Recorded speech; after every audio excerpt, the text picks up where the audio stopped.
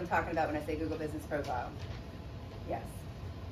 In 2025, in my opinion, and I do this kind of all day, every day, Google Business Profiles rose, almost above organic search engine results. Like in 2024, we started seeing the shift, and in 2025, I talk to people all the time who think they're on a website and they're on a Google Business Profile. And they don't, some people don't even know the difference. Some people don't even look at the search results. The business profile matters, right?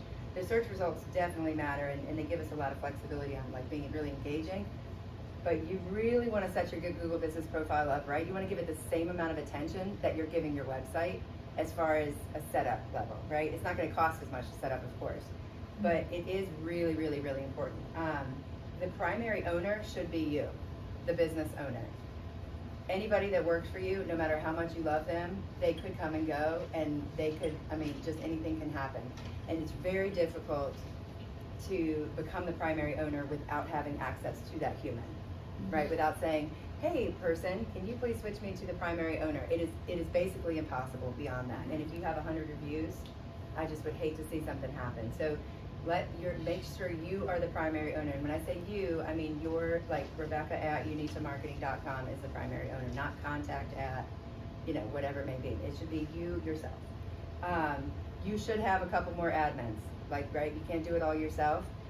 Admins can do everything except switch primary owners. The only thing an admin can't do is say, okay, now I'm going to be the primary owner. Right? You're the only one that can change that. But they literally could bomb you in a day. So don't make somebody an admin unless you really trust them and they know what they're doing. Two very important disclaimers. You trust them and they know what they're doing. Because you trust a lot of people that don't know what they're doing, and they can mess you up bad by messing up your Google Business Profile. So be careful who you give that admin access to. If you're working with an agency, we know what we're doing. I'm not telling you to be skeptical of your marketing agencies, but I am telling you to be skeptical of your uncle, Billy, who says he knows what he's doing, and he's like a car salesman. You're like, you know what? I'm going to make you an editor, because as an editor, there's less that you can mess up, right? They can still do posts for you, they can still update images and stuff like that, but they can't burn the house down. So think about those roles carefully. Bio, we kind of already talked about. It's the most important to be keyword rich on Google for obvious reasons, right? Mm-hmm. Make sure you build out your services. So some of us, might be thinking like, well, I'm a lawyer. That's my service. No. Like if you're a divorce lawyer, like prenuptial agreements, like separation agreements, family law, divorce law, like all the big heavy hitter keywords, build them out as your different services. Any little area that it allows you to fill something out, fill it out. Do you have parking? Do you have Wi-Fi? Blah, blah, blah. Answer all the questions. Make your profile as robust as possible. Adding images regularly matters, and doing profile updates matters. Okay, so when you're setting it up on the first place, your icon, we talked about that a little bit last week, working with a designer, making sure you have like a nice noticeable icon. Mm-hmm. But also it goes beyond that. You want to have images. If you're a foot traffic place where people are actually visiting, you want to have signage from the street. You want to have signage standing outside your building.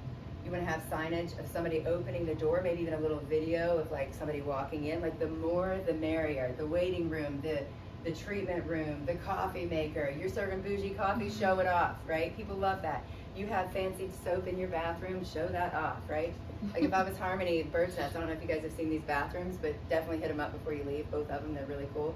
That would definitely be on the business profile, right? All those little details, that little phone booth, like just things that separate you and make you really cute, like that beautiful arched bar, like, holiday shots of that. Mm-hmm. So think about, when you're setting it up, you have an opportunity to say in office and at work, right? So you can show those physical locations. The seasonal stuff is great because it gives people all the feels, mm-hmm. right? But also showing people shaking drinks, serving drinks, like in action, showing the place packed, like, oh, that looks fun, or I'm thirsty, right? But also on top of that, we want to do the regular updates. So anytime you're taking the time to go to Facebook, Instagram, LinkedIn, and post about whatever it is, take the extra moment to make a profile update on Google Profile. It will show in search results down towards the bottom. And then in addition, add whatever image you're adding to that profile add it to your images if it's applicable. By adding it to the images, it's there forever. If you just add it to the profile, it kind of cycles out eventually. Yes, Gabe? Is it always going to show the most recent uploaded photos? Does it kind of put those as priors? No, it usually shows the one that annoying person took at the dumpster behind the building. That's what it really likes to show. I mean, I'm telling the truth. It's so annoying. Yeah, and we can't say you're going to show this one, Google. We're telling you what to do, but what you can do is you can hit the 3 little dots and flag it and say like, this is not representative of my business. This is the dumpster behind the building. Like, hey, machine bots that are running the world. This is a dumpster. Yeah.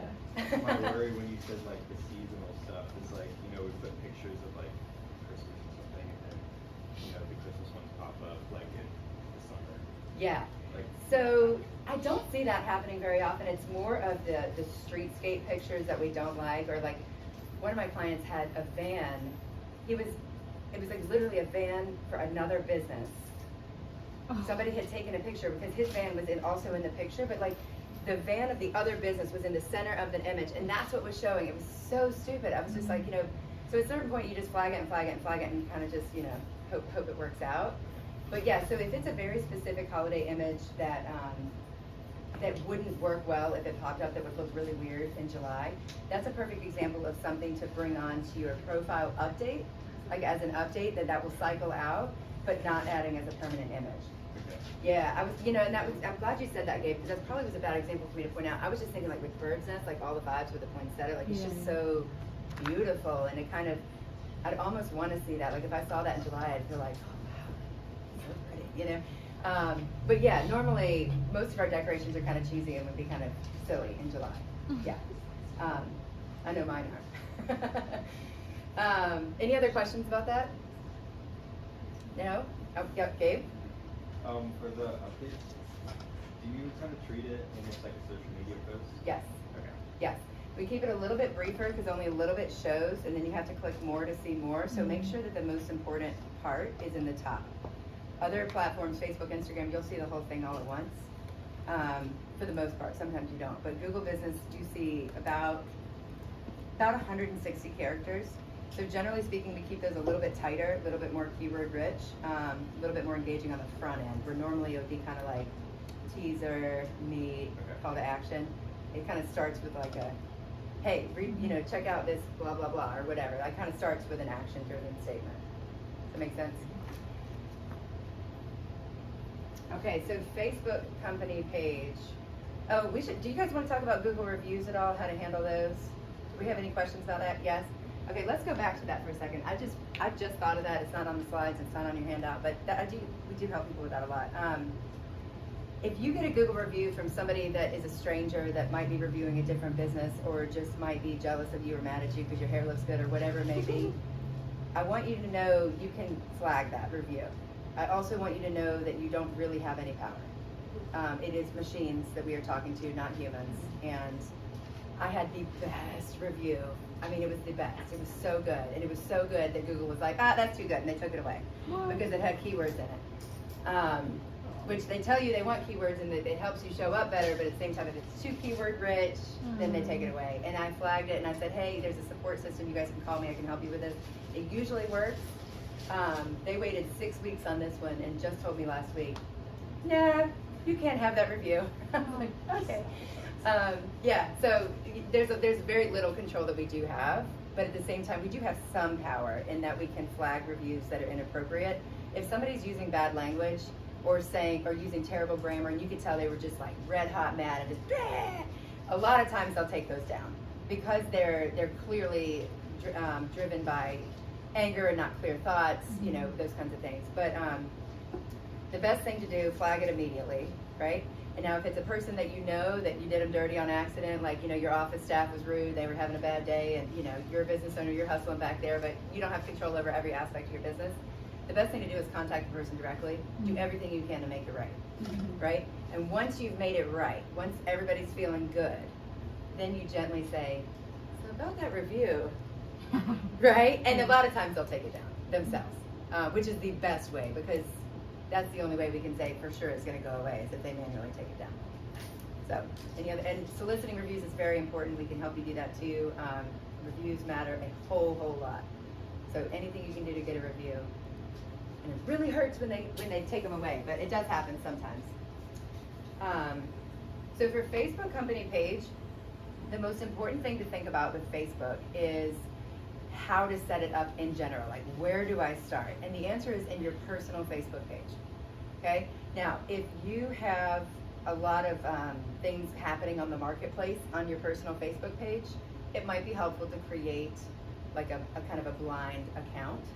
If you're a normal person doing normal human things, and you have 2FA and you have a password manager and a secure login, I typically recommend you use your own Facebook.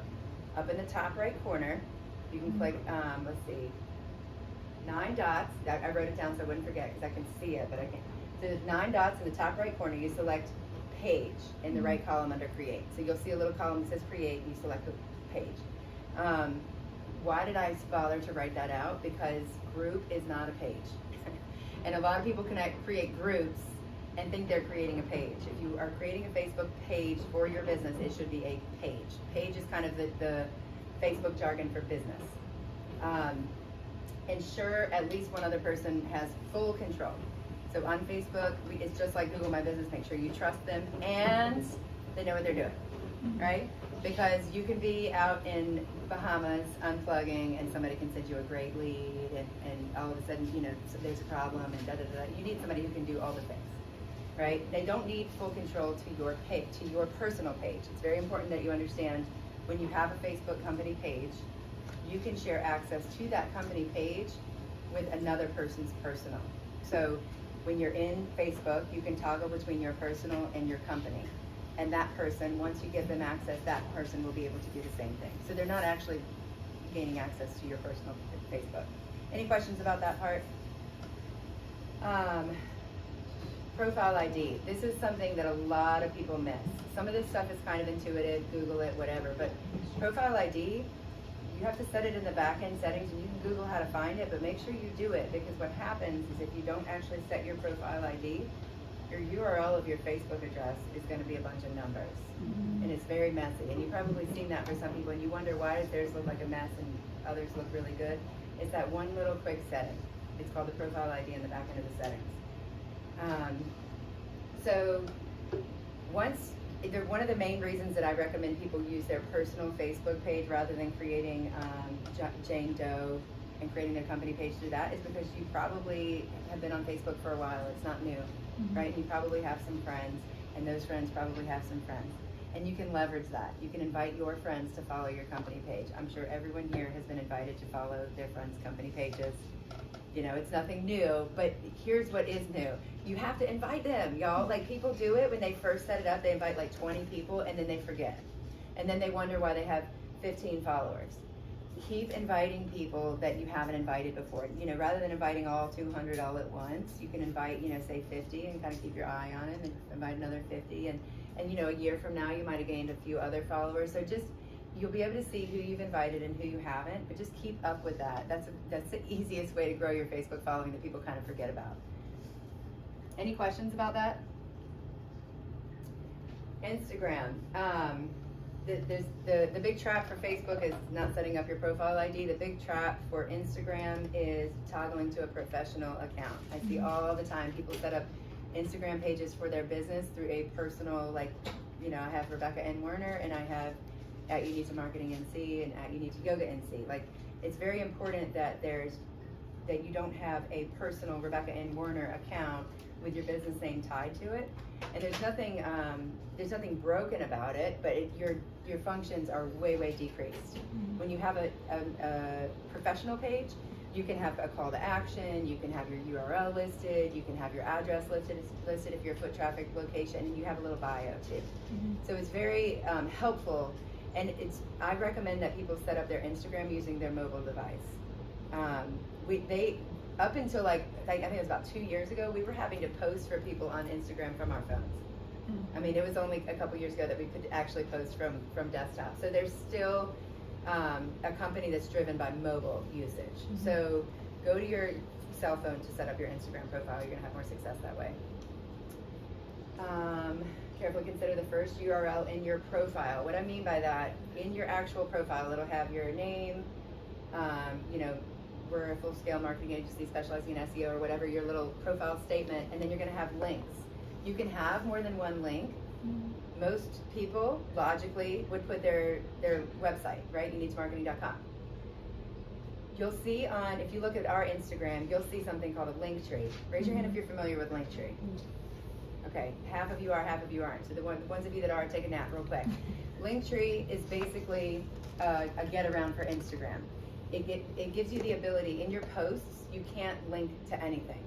So if you're talking about, hey, I just got brand new merch in, you know, order it now, link in bio, is what you would say on Instagram. Because you could put the link all day long, but nobody can click on it. They can click on links in your stories, but not in your posts. So rather than expecting somebody to get it, I mean, really, like nobody's gonna do that, okay? So maybe they'll be able to find it on your website, maybe not, maybe they'll take the time. I mean, we all know, probably not. So they're probably just never gonna, you know, but the link in bio, you'll see that a lot on Instagram. And what that means, 99% of the time, is they have a link tree set up, and that first URL is a link tree.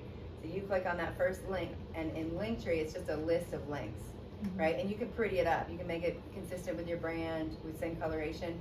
But if I just posted about new merch coming in, and you know, this just happened yesterday for You Need to Yoga. We had new merch come in, and it was exciting. And so on Instagram, it would say link in bio, and then the first link in Linktree would be order your merch, right? So that it makes it real easy. Any questions about that? Okay. So yeah, so every other platform, you're gonna have your exact URL as the main profile link, but in Instagram only, I recommend that Linktree as the first option. If you need help setting it up, we can help you with that too. Use the bio wisely. We talked about that already, but Instagram one is pretty tight, and people, I mean, Instagram users are hardcore. Like my cousin is one of them. We have an itinerary that she built for us. Tomorrow night we're going out in North Hills, Lord help us. And she built an itinerary for us and did not include one URL for like an actual business URL. It was all Instagram links. And I was like, oh, this is crazy. And she's in her 30s, right? And I was just thinking, like, I'm in my 40s and mine would all be like URLs, like of the actual business name. But she's in her 30s and hers were all Instagram URLs. And I kind of clicked around on it, and I found as a user, it was like actually a pretty great experience, because I clicked on it, I saw some images, you know, I saw like got the vibe, and then if I wanted to learn more, I could click on their bio and go to their website. So it actually worked really well, but you really want to use that. Think about people like me, my cousin building my itinerary, clicking on that Instagram, I mean from that first profile, that's my first impression of your business. And it happens a lot. So really be careful, like anytime you're building these profiles, particularly Instagram, think about if this is the first time anybody's ever seen my business and I've got 2 seconds. Are they gonna stay or are they gonna play, you know? So that's the other thing to think about.